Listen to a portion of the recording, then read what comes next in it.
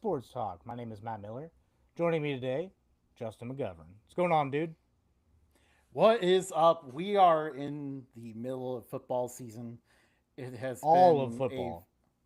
all of football, and it has been a fun ride so far. And we are here to give you a few of the under the radar storylines that you may not be hearing from some of the larger networks. And we have a special episode today because we're not just covering one sport, we're covering two. We're going over a little bit of NFL storylines, and we got some college football things to talk about. So sit back, relax, and just know that here at Updog Sports Talk, we do like to represent the little guy. And I think you'll see in this episode that we have some good takes for the little guy. So, yeah, we're Updog Sports Talk. Justin, I think some of the biggest storylines are coming out of the AFC North right now. And I think that the Ravens might have the worst luck. I don't know if it's luck or what it is because like they just cannot close out games. That is the huge flaw that we are seeing from the Baltimore Ravens. Like they are the most physically imposing team in the NFL. Like with Lamar Jackson and Derrick Henry, there should really be no way that you can stop this team. But the reality is they're stopping themselves. Yeah, I mean, we saw that against the Lions. And what's funny about the Lions is they were up by a touchdown against the Ravens. Similar situation to what the Ravens were near the end of the game against the Bills. But you know what Dan Campbell did? What do you Motor do? City Dan Campbell went for it, and he Oh yeah. delivered. And I think that's the difference, really. I think uh, not Jim, John Harbaugh. Um, I think he is playing too conservative at the beginning of the season. I think early on, everyone's coming out of the gate a little rusty. I think you need to be a little bit aggressive. I think middle of the season, when you kind of figure out what your team is, you can kind of assess, should this team be more aggressive? Should this team be more conservative? You obviously don't want to put your team in a position to lose, but I mean, at this point, I feel like John Harbaugh is going to have to step it up a little bit. We are getting uh, updates from some UNLV fans saying, Justin, they like your shirt. Hey, there we go. Go Rebels. I do love that. Dan Mullen was such a good dude. Like that was a cool conversation to have this week. So go Rebels. You got a fan over here. Yeah, I was a little jealous. I was not invited to that game. Justin You purposely were you left me were out. invited. You were invited. Me and the intern did invite you. I know, I had things going on. So the Ravens shoot themselves in the foot, are behind the eight ball. They're 1-2. They're um, tied for last in the division. The Bengals out, like their star quarterback is out. They apparently don't know how to play football without him. That was an embarrassing loss. I don't want to spend a ton of time on it, but this team has some things to figure out, and I think that's what um, like a lot of players were saying um, that they got to do better, and they're taking accountability. I like that. The That Browns, game was just that Bengals game was just something else. they Like have no business being 2-1. Just I was tired after the after dark games and Saturday night and then church next morning. Like I needed it to be exciting to kind of wake me up a little bit. Instead, I ended up taking a nap. we got a comment. It says opinions on the Broncos. I think the Broncos are going to be fine. They have the Bengals this weekend, though, or this Monday. They'll blow them out. We'll spend another episode probably talking a little bit deeper on the Broncos. Um, but yeah, Bengals don't have it. The Steelers. When you look at the Steelers at the beginning of the season, we saw a washed up 40-year-old quarterback mixed with guys who have experience but kind of a hodgepodge of calamity, if you will. Um, you had George Pickens, you got rid of him. You got DK Metcalf. Number one wide receivers kind of always have an ego, but DK Metcalf has been relatively quiet. I think the best part about the Steelers is Aaron Rodgers' consistency. He brings knowledge at the quarterback position and experience at the quarterback position, and that's why they're winning these games. Probably shouldn't have been in such a close match with the Jets, but game one of the season. Um, Yeah. Well, that was the only game we really got a full look at Justin Fields with the Jets. So yeah, I guess that kind of worked out decently, but no, Rodgers has brought a level of competence we really have not seen from a Steelers quarterback since Ben Roethlisberger. So that has been very impressive for them. And we're starting to see the run game kind of heat up. Jaylen Warren has been picking up steam recently. And while, obviously you mentioned DK's, probably has a little bit of an ego, but nothing comparison to George Pickens, who no, that was something else. yeah. That was like I don't know that was kind of AB-esque attitude coming out, but um, the Browns. I feel like the only reason the Browns are relevant is Harold Fannin Jr. bailing them out on like third and medium, and Miles Garrett going absolutely insane. If Miles Garrett keeps this up, you can just hand him the Defensive Player of the Year trophy. And I know we're entering week 4, and that's a bold statement, but like he's playing the best football I've seen out of a defensive end to start the season in a long time. Um, but Joe Flacco playing solid. Elite Joe Flacco coming out in Cleveland. Well, Um, I mean, we'll maybe pump the brakes on that one. The offense has not been that productive. It definitely has been the defense carrying this team, and because of what the defense is doing, it's giving them a chance to stay in a game and potentially steal it like they did against the Packers.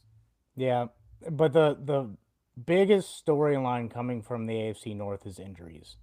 Uh, Browns lost DeJuan Jones for the season.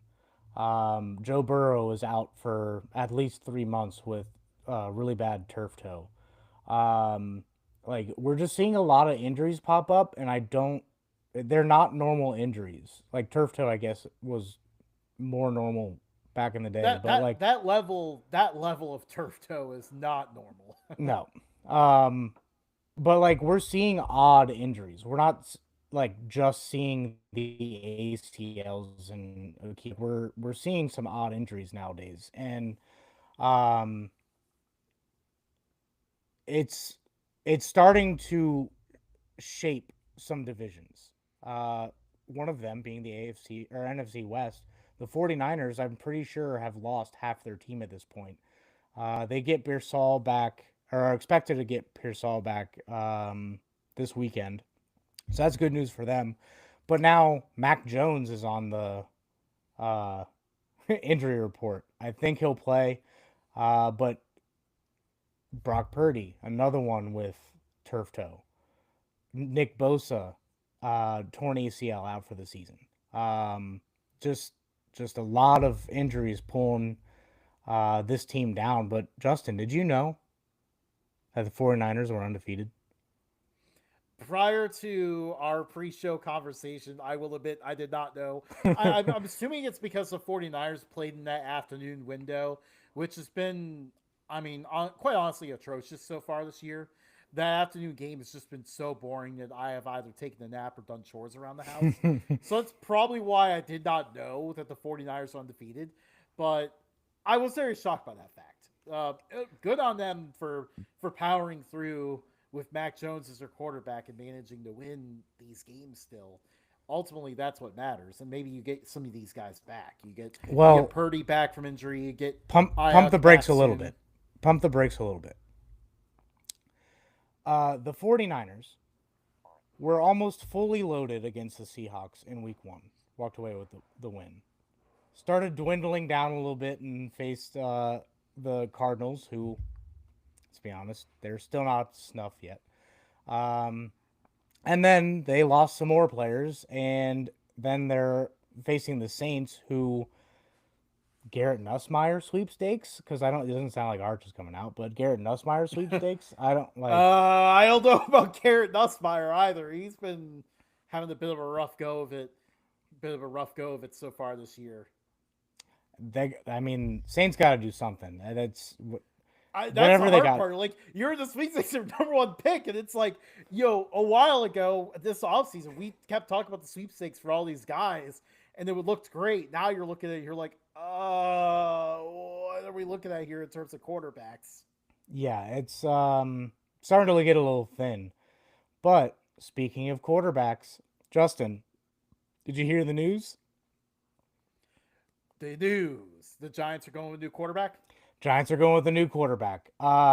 Jackson Dart is now starting for the Giants. And I'm pretty sure anybody who's a Giants fan or even kind of remotely likes anybody on the Giants um, is excited to have Jackson Dart under center, because if you watch the first 30 weeks of Giants football, first of all, I apologize that you had to sit through that. Second of all, Russell Wilson just looked old and slow and behind the eight ball. Just wasn't like he just doesn't have it. It seems like maybe it's the offense, maybe whatever. Um, but getting Russell Wilson out of there, I think we're now going to start seeing a different Giants team. When you watch them the past couple weeks, yes, the defense gave up a lot of yards. They still have some holes on defense, but they played really well against the Chiefs, at least in the first 2.5 quarters. Um, but I don't think all of that was on them. I think a lot of it had to do with some of the turnovers that Russell Wilson was throwing. Um, but Jackson Dart going under center isn't going to be pretty. He is a rookie, walking into the highest league of football that we have. So it isn't going to be pretty. But I think we're going to get a little bit better, and we're going to see flashes of what we kind of want to see from, like, take the uniform off for a second, but just all the individual players they have.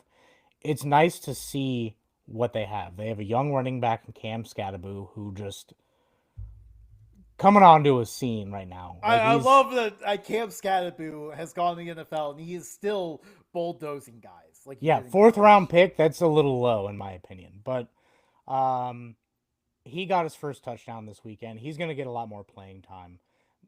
Neighbors looks really upset with Wilson.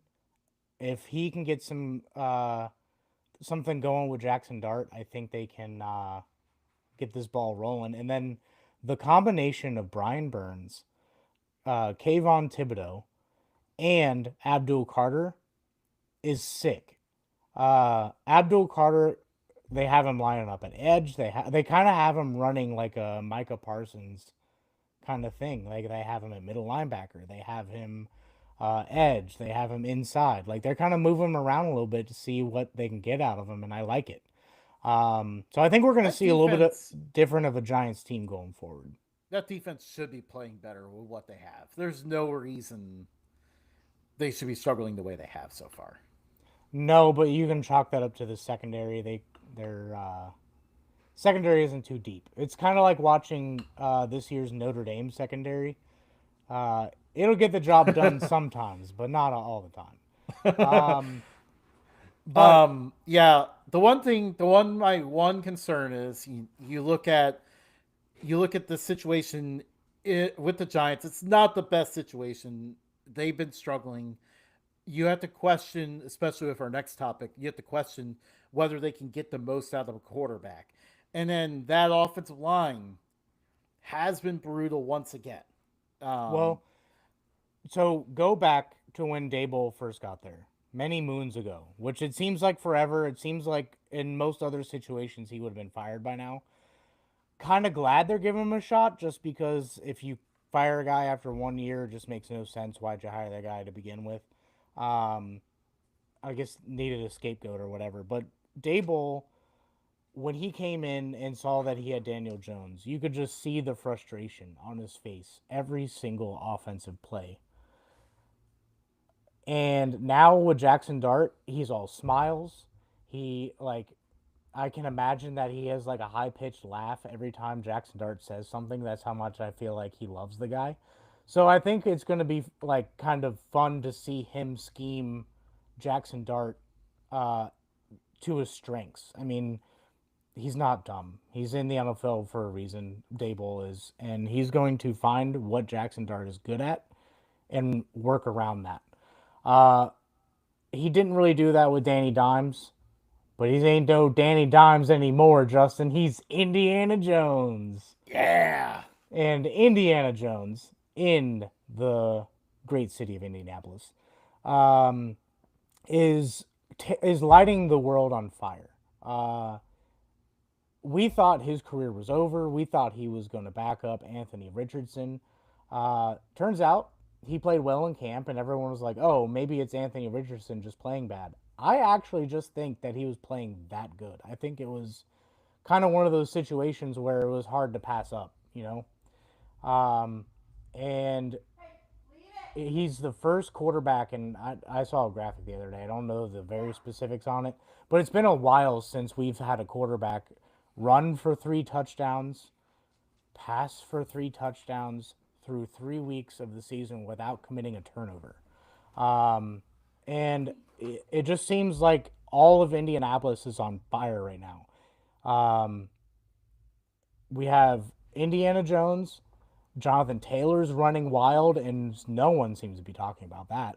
And then Lou Anarumo has a whole new perspective on this defense, which we thought was a bunch of guys who were either past their prime or just didn't have it, like coming into the NFL. They just didn't have it. And he's proved everybody wrong with that. This defense is somewhat legit. Um, so the Colts, are they legit, My Justin? Yeah, that's my question. Like, this looks great to start, and they are off to one of the hottest starts in the NFL. I think the big question is, do we see this continue? And I'll preface this by mentioning, in the preseason, don't forget now. Let's rewind a little bit to our AFC South preview with Mister First Down. We we predicted this. We said, watch out. Maybe they could start out a little hot, and everyone goes, "Oh, look at this!" And then, eventually, we did predict that eventually it would fade down the line.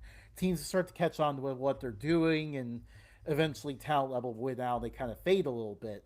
So, I'm looking at it. That's kind of where I still land. I still think we may see this fade about mid-season. What do you think, Matt? I think they're going to be a little bit better than what we originally expected. I think that yes, we will see those schemes come out and kind of slow this team down a little bit. We will see the old Daniel Jones. We will see parts of that, and we're gonna be like, "Why, dude? Why did you make that throw? Why did you fumble that easily? Why did you make this decision? Whatever." But I think they are in pretty good shape. I think what we were expecting was Lou Anarumo to come in here and just kind of band aid this defense together. I think he's scheming pretty well right now with this defense and the talent they have. So I think the defensive end will hold up longer than the offense.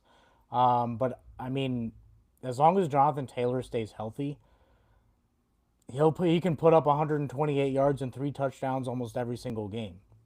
So with how the Texans are playing, I think the Colts can actually kind of make a run at the division. Surprisingly, we had the Texans firm hand on the division, and I just don't see it. So Colts Yeah, could end up taking Texans. Texans, I just have to get one line in there. Yeah, we definitely underestimated the fact that their offensive line was really bad last year, and they decided it was a good idea to trade their best offensive lineman to the Commanders. it. Yeah, um, but I guess that's enough Colts talk. We can kind of cover them in a little bit more depth in another video. But moving about a half an hour, 45 minutes south to the great school of Indiana University, Kurt Signetti has this team on fire. We thought last year was a surprise. Well, guess what? This year's even more of a surprise. Justin, let's talk about some Indiana Hoosier football. Yeah, this team is just, they're even more of a wagon than they were last year. They have the destruction they put on Illinois was just absolutely impressive. And Like it's not they, like Illinois from a handful of years ago where they're like a bottom feeder in the Big Ten. This was number 9 ranked Illinois, who a lot of people thought Illinois can start trying to reach into that next tier of the Big Ten and kind of start being a little bit more competitive with the top teams. And Indiana was like, nope, not yet. It's our turn. yeah, and they thoroughly dominated Illinois in every single phase of football that you could dominate someone. Yeah. It was relentless. And I really just run out of words to speak about the destruction they put, but you know, if you had small children, you had to go turn to a different channel because it was that bad. Yeah. Fernando Mendoza is, you know, I kind of poked Dog. fun a little bit. Kind of poked fun a little bit when, you know, the draft analysts start going, hey, you know, this is a guy over here, you know, kind of that usual thing where they find a random guy to hype up and it doesn't really pan out. But no, this is not the case this year. Fernando Mendoza actually might be a top 10 pick in the draft this year. He has the tools that, like, he even has more tools than you saw Nathan Rourke have last year. And I mean, he threw 5 touchdowns and 2 incompletions on Saturday. That was absurd. Yeah. And he has a great group of receivers to work with. This defense is flying around, and they want to make you miserable. That is a defense that wants to send you to just your nightmares, basically. And this, I think a lot of people got thrown off the scent because there was a closer than expected opener against Old Dominion, which now in hindsight, I think that opening game was kind of underappreciated a little bit. I think you're looking at that game and you're seeing, you know, like this was unexpectedly a good game now. Old Dominion looks really good. They blasted Virginia Tech. You have, yeah, you have Indiana looking good, and really, I mean, I'm just very impressed with this team. And guess what? Texas Tech is also another team that is very good. The Indiana Hoosiers aren't the only ones that we were excited to talk about tonight. Texas Tech was another one that we were excited to talk about. I mean, I had them as my team to win the Big 12. So to me, this is no surprise. Texas Tech is on fire. Justin, are you excited to watch the Red Raiders? Yeah, absolutely. Like you were on the hype train to start out the year. I kind of hit the brakes a little bit. Like, you know, we've seen this before. We've hyped up Texas Tech as this team that is going to be one of the top teams in the Big 12, and then we see an early loss on the road, and it all kind of falls apart from there. That was not the case this time. There was really, I mentioned this in my article earlier this week. Like there was really every opportunity for it to fall apart too. Like Utah scored and make it a tight 3 point game in the fourth quarter, early in the fourth quarter. You know, the crowd was back in it. And that was the moment where we usually see Texas Tech fold, especially with their quarterback getting hurt. Baron Yeah, Morton they're got they're hurt. usually like, lights. So that's usually when it falls apart. And instead, they crushed them to end the game. Scored on their last 3 drives on offense, came up with stops on defense, and just ran away with the game. This is a different Texas Tech team than you're used to seeing. They are physical up front, both on offense and on defense. That defense, especially, just this is a much better Utah offense than last year's, but they made them look like last year's Utah offense, and that is a line with like first round offensive linemen on it, and they bullied those guys. This right now feels like no doubt the best team in the Big 12, and I'm high on a lot of Big 12 teams. Yeah, I accidentally unmuted our video. Trying to keep up with comments here. Um, from one great team to another, and guess what, Justin? We're going to another. I think one of the best stories that's not talked about right now is the fact that Delaware has just stepped into college football like it's nothing. They just stepped into FBS. They kind of struggled a little bit last year, um, and then they just jump up to FBS and they're like, yeah, surprise, we're here. We had Joe Flacco. He's elite, remember? Um, so the Blue Hens, Justin, what do you got to say about them? Yeah, this has been like they are on a James Madison level, like jump to FBS, where they just come in, barge through the door, and are just immediate contenders. That is what this team is. And it's kind of funny because I noticed a lot of people have not caught on to that yet. Because every opponent they, other than like the opener against Delaware State, which by the way, shout out to Deshaun Jackson and Delaware State for being 3-1 right now. Outside of that, every FBS opponent they played has been so frustrated with their team afterwards. Like they literally sent Colorado into like a quarterback like fiasco there for a little bit. Like Colorado didn't know who their quarterback was because they struggled against Delaware. They're like, oh, this team just moved up and we struggle against them, so now we have a problem. And they actually may have not have had as much of a problem as everyone thought because it turns out Delaware is actually pretty good. Then they beat UConn. UConn is a very solid team. Like UConn nearly beat Syracuse, and of course you look at what Syracuse did to Clemson this past weekend. Um, and then they take down FIU. FIU is just off the Shula Bowl win. Like FIU fans were just on an extreme high, and then this game happens, and they're all down Reality check. afterwards. But I don't think it was a reality check. I think the only reality is that Delaware is really good. And then, like, if they were eligible to win Conference USA, I would say that they would be a top contender to win that conference. As it is, they're going to be really good. Like, I definitely see a minimum of 8 wins for the Blue Hens this year now. That's what one of our comments says by 5 Speed. He said, strong contender to win the Conference USA. And it popped in like immediately before you said that. It's like when we watch NASCAR and we say something, and then immediately after we say something, the announcer says the same thing. Oh, now I know what it's like to be in the announcer seat. Yeah. You're behind the 8 ball, Justin. Um, there's been a few predictions thrown out there at the beginning of the season that had the Mormons taking a step back.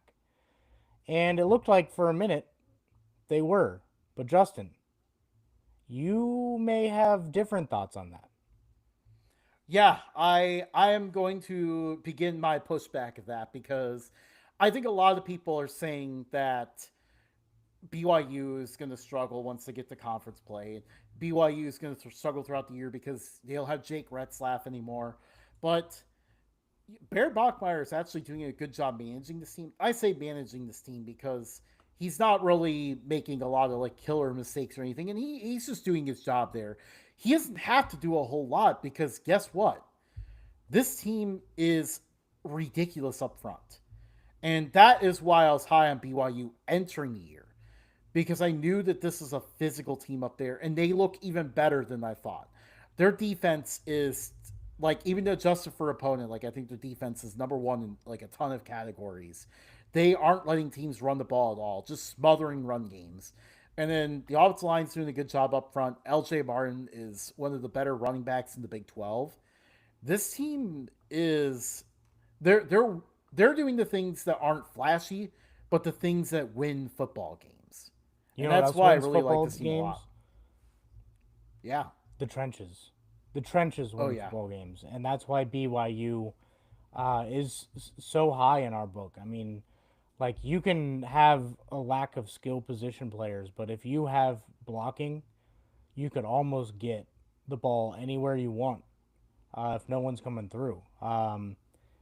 On the flip side, on defense, if you have bigger, meteor men and they are stopping the run and getting after the quarterback, I mean, like you almost don't need a secondary. I mean, they got all of that. They're a solid team. They're very underrated, and I think not only they're underrated because, um, like they're new to the Power Four scene still, but the Big 12 is just slept on. Like nobody has any Big 12 team really competing at that high of a level. Um, and BYU is like, here we are.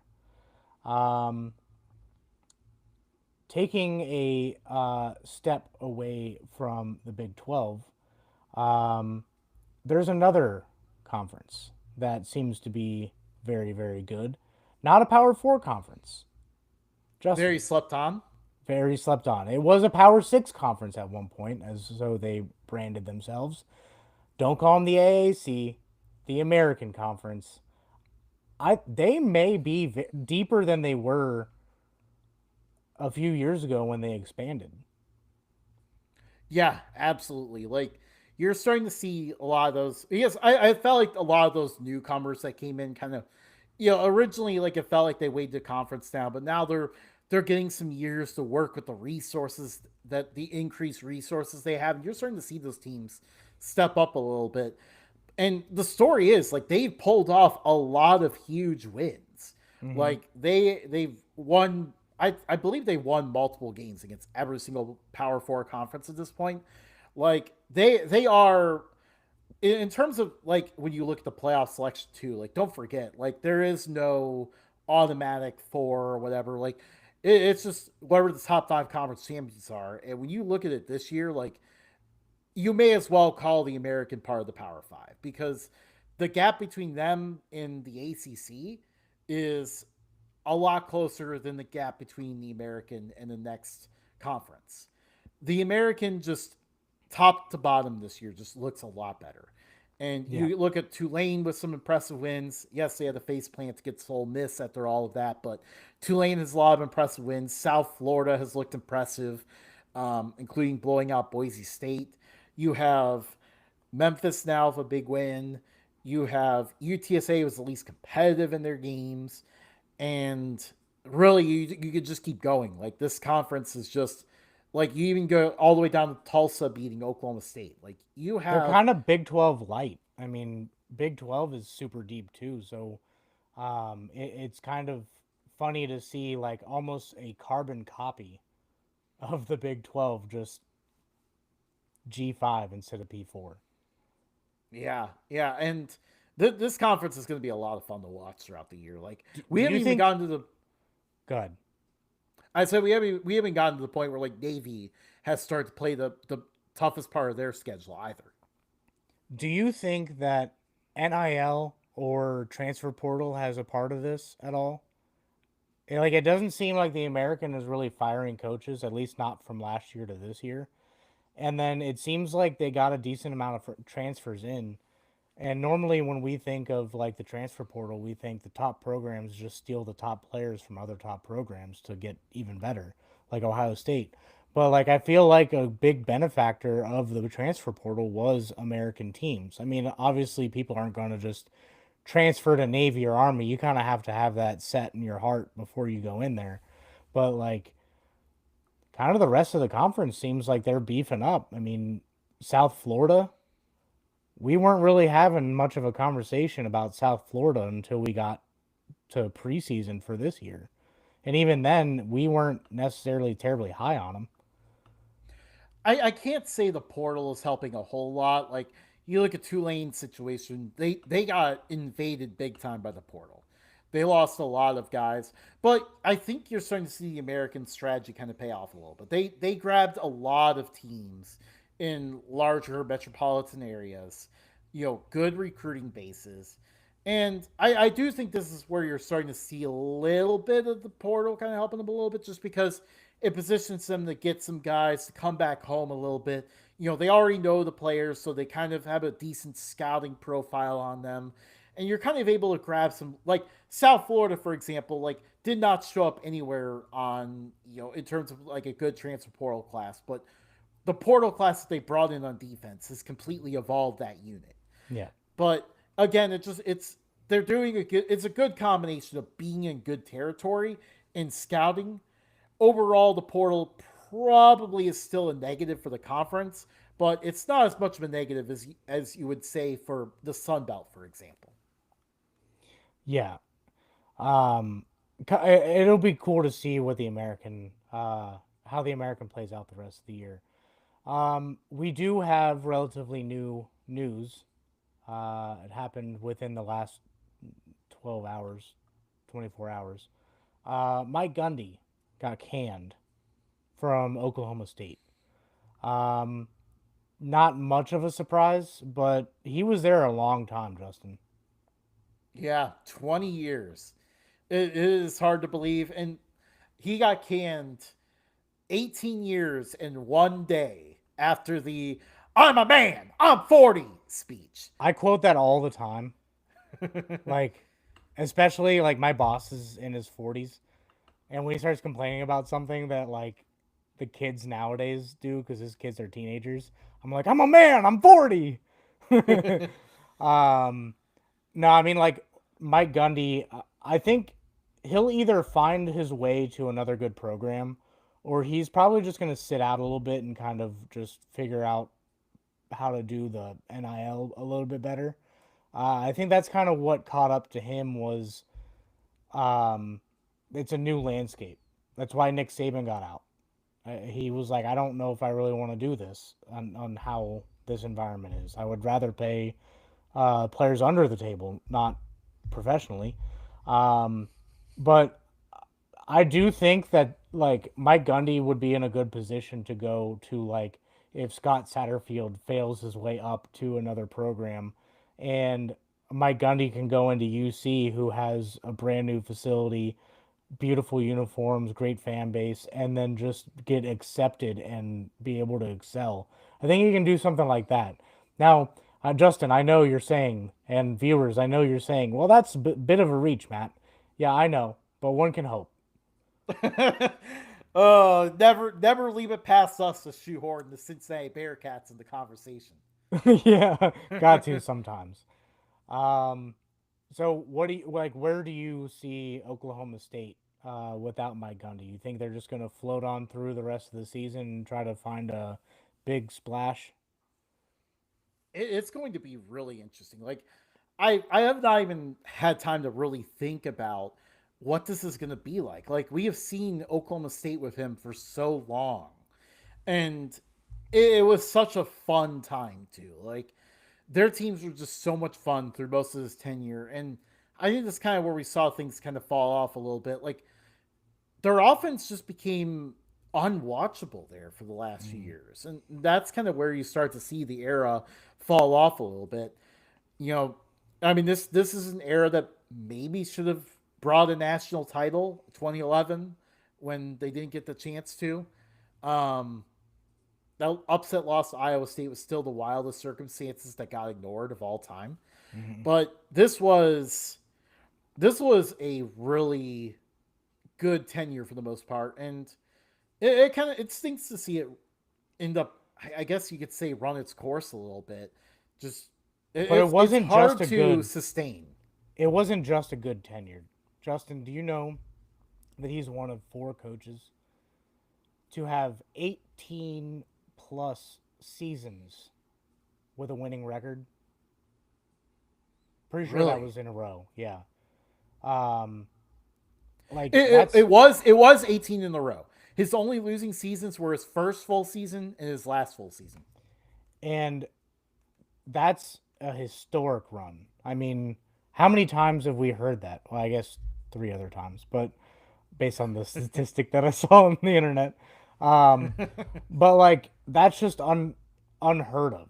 And see a program like Oklahoma State, like what are they, 2-10 last year, 3-9, something like that.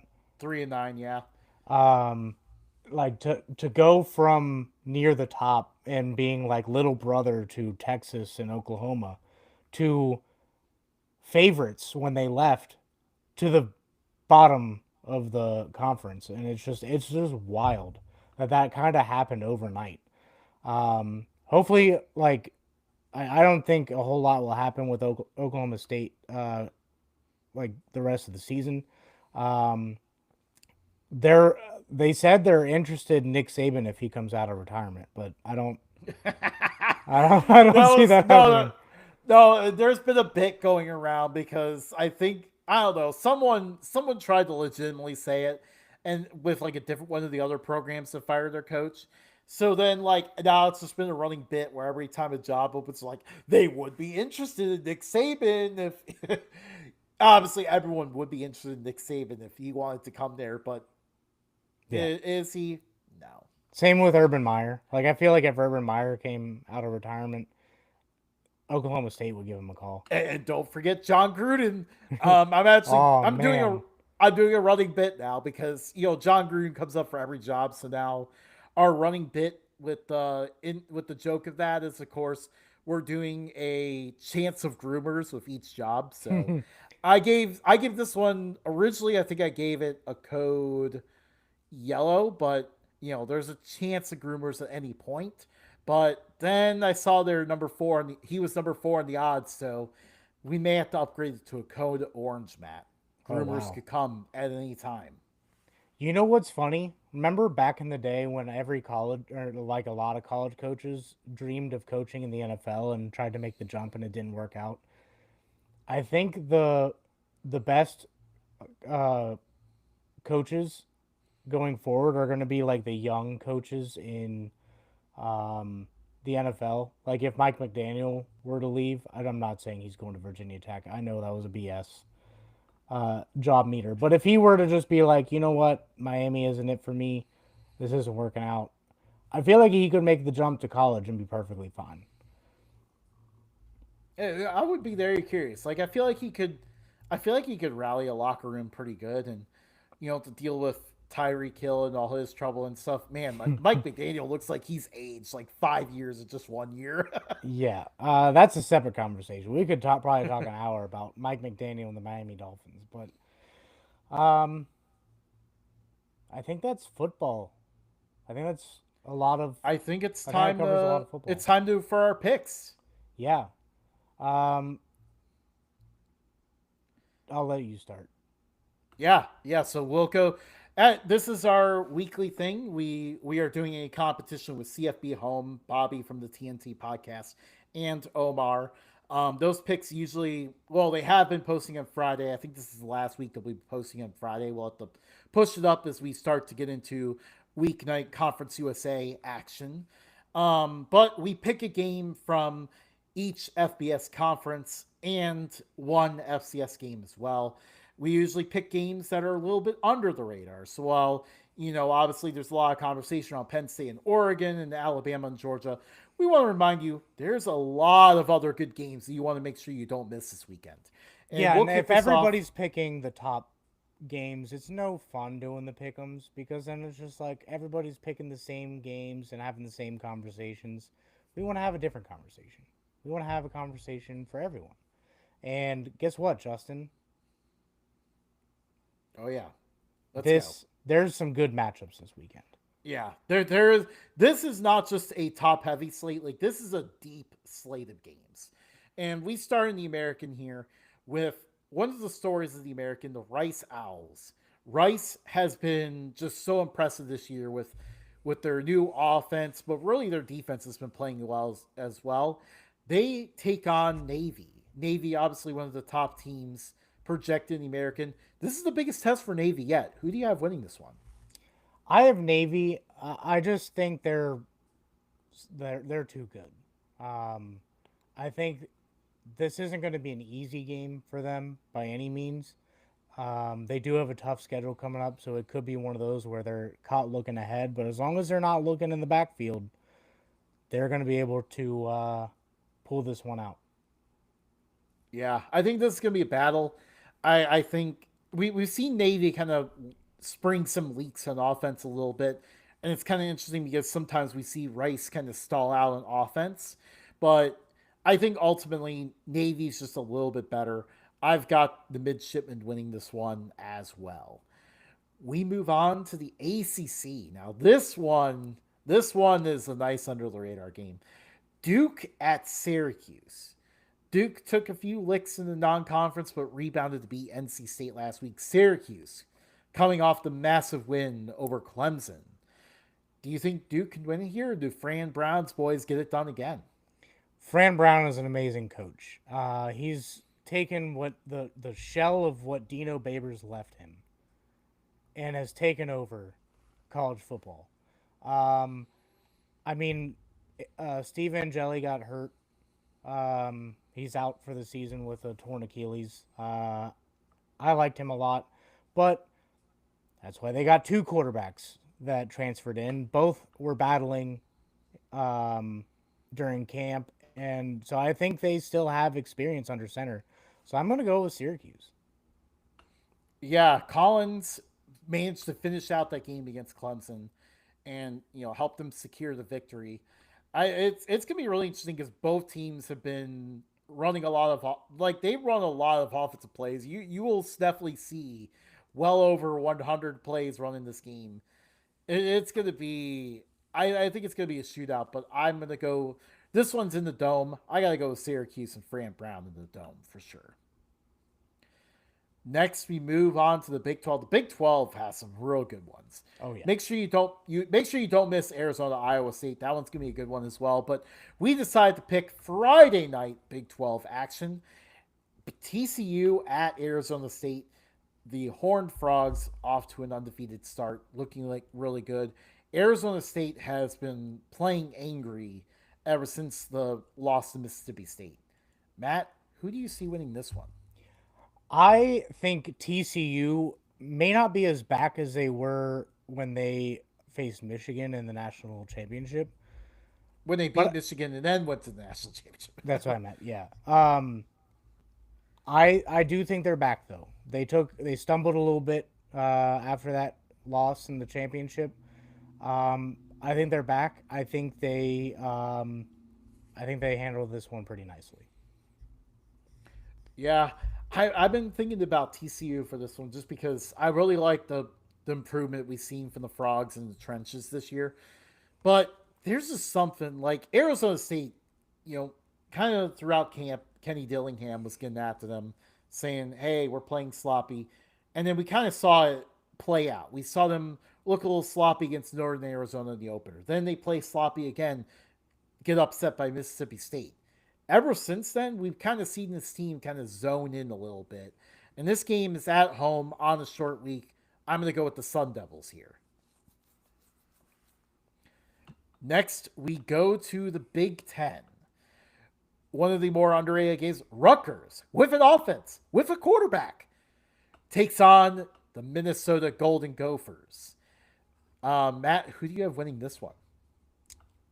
I like the model of consistency. I think that the 9-4 future 9-4 Minnesota Gophers row the boat again and take down the first ever college football team. Yeah. I like what Rutgers has in offense, but Minnesota's coming off a bye week. They're not happy about letting that Cal game slip away. I think they come out here, play well, win the game, and score in the third quarter to give everyone free cheese curds. This is actual promotion. I've been trying to track it. I have failed to track it so far. I have forgotten about it all 3 weeks that they played so far. But if they score in the third quarter, anyone anywhere gets free cheese curds. So make sure you watch out for that. Come here for food advice as well. All right, this for us, this is the game of the week in Conference USA. New Mexico It's not the State, sexiest pick, but it means a lot to us. yes, New Mexico State, New Mexico, the Rio Grande rivalry. I almost said Rio Grande Valley, thinking about the Vaqueros of UTRGV. Yeah. But this is one of our favorite rivalries in the whole sport, and we will spend forever talking about this rivalry because these two programs do not like each other. Their fan bases do not like each other. You need to learn more about this rivalry, and we will try to give you pieces of that throughout our existence, however long this goes. New Mexico, the winner of this game is going to be 3-1, which is pretty impressive for both of these programs. Both coming off bye weeks, so they're rested. Who comes out with the win here? Well, Justin, you remember who our first team was in NCAA 14 when we started a dynasty together? New Mexico State. You know who our last team was? I believe it was also New Mexico State. It was also New Mexico State. I do have love for the Aggies, but I think we've been on the other side of the rivalry in the video game. I think Los Lobos come out with a win this year. Yeah, New Mexico State looks really good on defense. They got a strong defense. I just have question marks about the offense. And I really like what New Mexico is showing on both ends. Jason Eck has just made this program fantastic overnight, basically.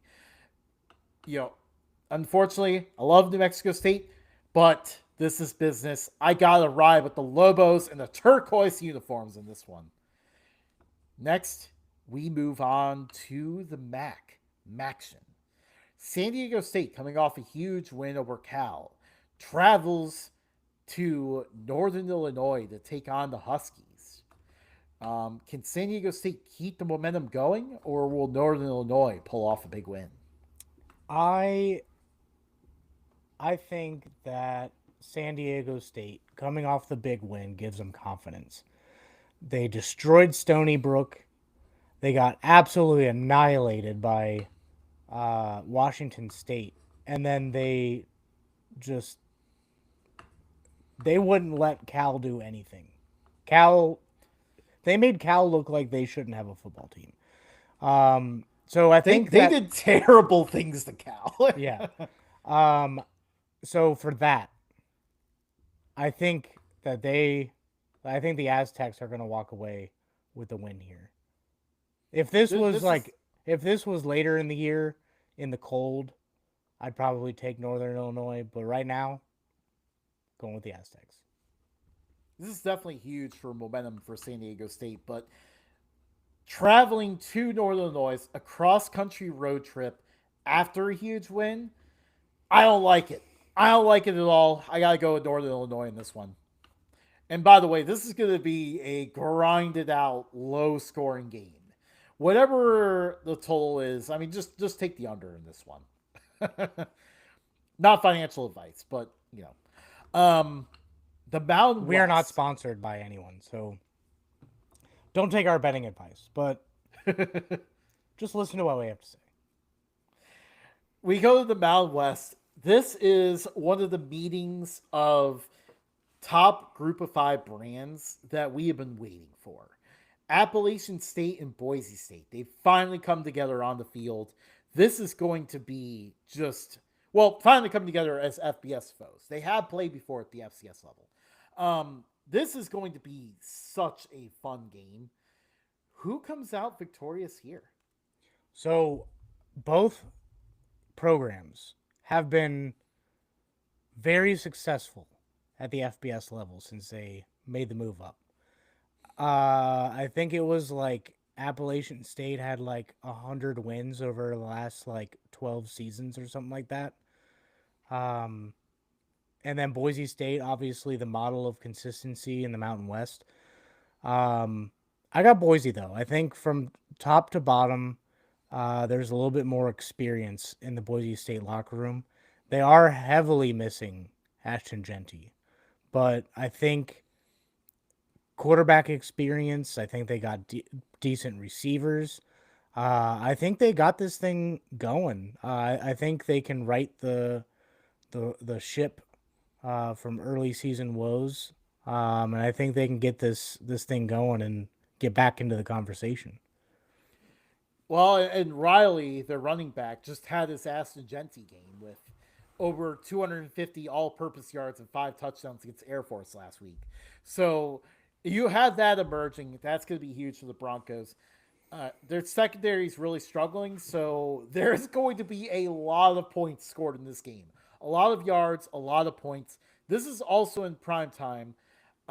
If you do not have a quad box, you're not doing college football correctly. This is going to be a very fun game. I got to go with Boise State, though. On the blue turf, it's hard to pick against the Broncos here. We move to the Pac-12. Washington State and Colorado State. Washington State kind of licking their wounds a little bit. They're a couple rough weeks. And then you have Colorado State, who was so close and came up short against UTSA. Both teams really need a win here. Another game in prime time, by the way. So you really need multiple quad boxes potentially. This is going to be a huge one here. Who do you think wins this one? I think it's going to be close. I don't trust Washington State after they just got blown out twice.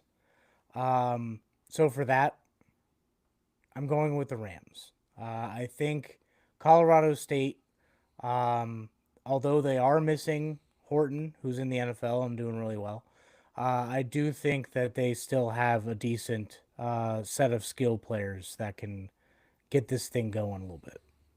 Yeah, and we'll see if the quarterback switch to Broussard will help fire that up a little bit because for the talent they have, their offense has not produced so far this year. Hmm. It is not, and they need to see that turn around.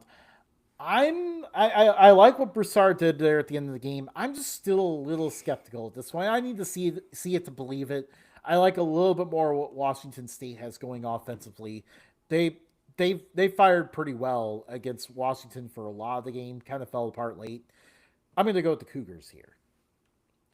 Then we head to the SEC, the first ever matchup between Notre Dame and Arkansas. One of the most random games you could possibly get on here. Yeah, at Arkansas, there's gonna be a lot of points in this one. Let's just say that. Matt, who Yeah. do you have winning? Well, do you smell that, Justin? Bacon. Bacon. Obviously, I gotta go with Notre Dame. I don't think I've picked against them in a really long time. They're my favorite team. I think the Irish are going to be tested here, though. So I one of the announcers in the previous game said, "Well, Notre Dame is going to be tested next week because they're going into a different time zone." Not true. And they said something else that was crazy, and I was like, "All right, I'm gonna listen to this game on mute because this is ridiculous." But I think CJ Carr is a wizard, freshman wizard, but a wizard nonetheless. I think him, Jeremiah Love, and company are going to get this offense rolling. And you know what happens when you score more points than the other team, Justin? You win. You win. And I think it's just going to be one of those points galore games. But I think Notre Dame is going to come out with more points. It's gonna be a shootout. CJ Carr once again, like he did in the first two games, obviously, basically against everyone that isn't Purdue. Gets a late score to put his team out front. And one of these two teams will be facing deja vu at the end. Who will it be? Will Notre Dame give up the late score to lose the game like they did in the first two games? Or will Arkansas fumble in the red zone to lose the game? I'm going with Arkansas to fumble in the red zone again. Notre Dame wins. Next, we move to the Sun Belt, as you can tell by Matt's hat change.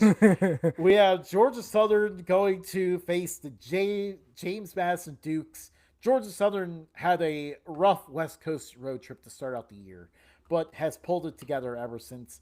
James Madison has just been dominant on defense. If you missed it last week, they finally settled on the quarterback. Alonzo Barnett is going to be the starter moving forward. Sluka, I don't believe, played a single snap. So they finally went to one quarterback. It was successful. Who wins here? I mean, should my hat I could change? probably guess. Should my hat change give it away? Um, I like the Dukes. I like Georgia Southern. I've played with them in college football 25. They were really good. I've played with the Dukes in college football 25, and because of that, I'm a fan of both now. But I think the Dukes are just a better all around team. I think that they were just a couple plays away last year from making some noise, and I think that they can start making some noise this year. So I got the Dukes winning.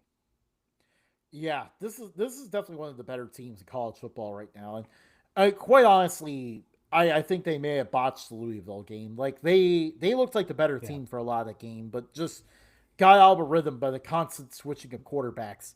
Now that they are not doing that anymore, I suspect JMU wins this one pretty big. They'll definitely want revenge because Georgia Southern beat them last year, so huge one here. And then we move to one of the games of the weekend at the FCS level. Big Sky After Dark. You are Nothing going better. to want to stay up for this one. The battle for the Stein, Montana versus Idaho. This game is going to be absolutely electric. Yeah, maybe take a nap in the afternoon or something. You got to stay up for this one. This is going to be such a fun game. And these are, I believe, they're number 5 and number 6 at the FCS level. So this is a tight battle here. Montana undefeated so far. Idaho 2 losses, both heartbreakers to FBS opponents. Who do you see winning this one? Do you know why it took me 36 hours to get back to you on these picks? Why? This game. I had most That's a of the tough rest one. of the picks uh like set, and then for the majority of the rest of the waking hours of those 36 hours, I was going back and forth on this game. Idaho, since dropping down to FCS from FBS, where they didn't do as well, we won't mention that a whole lot. But at the FCS level, they're turning into a little bit of a powerhouse, Justin. The Vandals, so good. Um, but Montana is the model of consistency. It goes North Dakota State and then Montana. And in terms of like just greatness over the last 5 years. And I got Montana winning.